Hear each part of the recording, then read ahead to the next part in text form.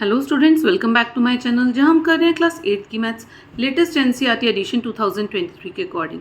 इस वक्त हम chapter number 11 direct and inverse proportions पे एंड हम स्टार्ट करने जा रहे हैं एक्सरसाइज 11.1 का क्वेश्चन नंबर 2।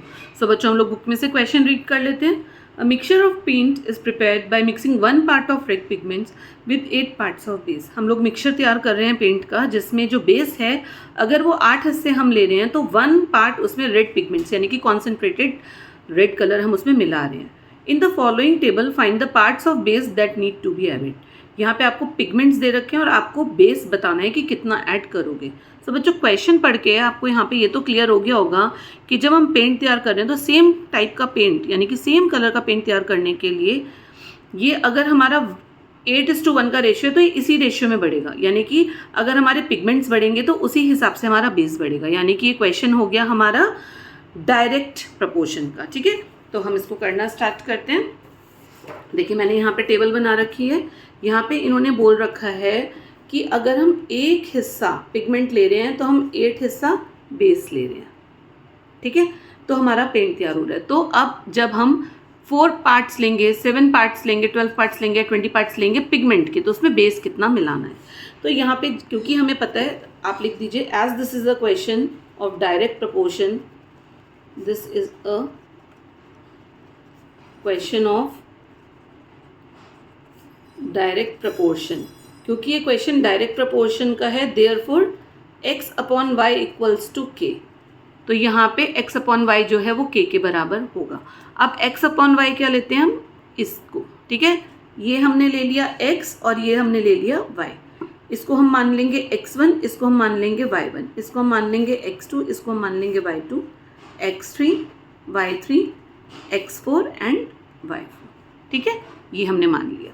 तो x upon y equals to k, x हमारे को कितना दे रखा है 1 और y कितना दे रखा है 8, यानी कि 1/8 इज इक्वल्स टू k।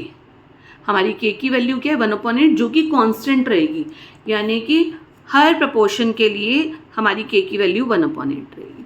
अब आपको पता है जब हमारा डायरेक्ट प्रपोर्शन का क्वेश्चन होता है तो हमारे ये सभी चीज़ें सेम प्रपोर्शन में होती हैं, यानी कि x1 upon y1 is equals to x2 upon y2 is equals to x3 upon y3 is equals to x4 upon y4 is equals to k। इन सब की वैल्यू जो होती है वो k के बराबर होती है। अब हम 1 बाय 1 इन्हें सॉल्व करते हैं। ठीक है, तो ये सब मैंने आपको समझा दिया, समझ आ गया होगा आई थिंक। तो x1 upon y1 is equals to k। क्योंकि ये डायरेक्ट प्रपोर्शन है इसलिए k की वैल्यू फिक्स रहेगी। अब k की वैल्यू क्या है, जो जो चीज़ें दे रखी हैं इन तीनों में से वो हम डाल देंगे। x1 की वैल्यू हमारे को दे रखी है 4, हमने लिख दिया 4। y1 की नहीं दे रखी, हमने इसको y1 ही लिखा, इक्वल्स टू k की वैल्यू है 1/8। अब हमें y1 की वैल्यू निकालनी है तो हम इसे क्रॉस मल्टीप्लाई कर देंगे, इसको इधर से और इसको इधर से। तो आ जाएगा यहाँ पे 4 × 8 इज इक्वल्स टू 1 × y1। 4 8 का कितना होता है बच्चों 32, और y को जब 1 से मल्टीप्लाई करेंगे तो y1, यानी कि हमारी y1 की वैल्यू कितनी आ गई 32। तो हम इसको ब्रैकेट में फिल कर देंगे यहाँ पे 32। ठीक है, एक वैल्यू आ गई। ऐसे ही हम दूसरी वैल्यू फाइंड करेंगे, x2 upon y2 is equals to k। फिर x2 की वैल्यू 7 है, y2 नहीं दे रखा है, तो यहाँ पे 7 upon y2 is equals to k। k की वैल्यू क्या है 1/8, आप 1/8 लिख दीजिए। अब फिर से क्रॉस मल्टीप्लाई करते हैं हम इसको इधर से और इसको इधर से।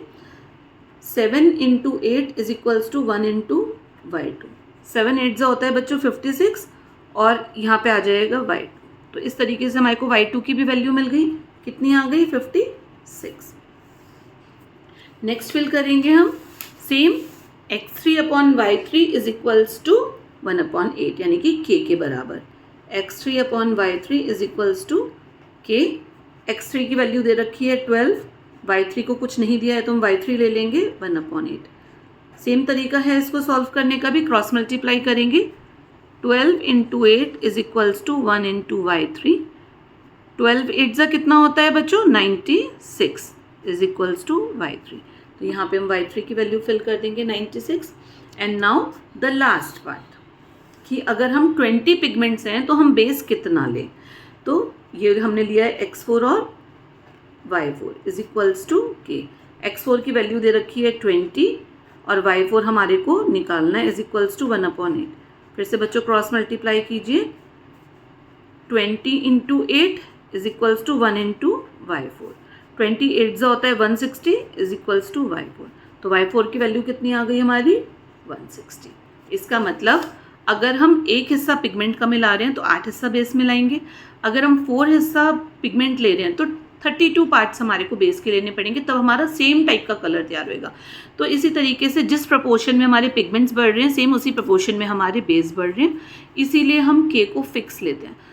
बस इतना सा आपको ध्यान रखना है, ये वाला रेशियो कि x/y इक्वल्स टू के एंड डायरेक्ट प्रपोर्शन का क्वेश्चन इसी तरीके से होता है। आई होप आपको अच्छे से समझ आ गया होगा बच्चों।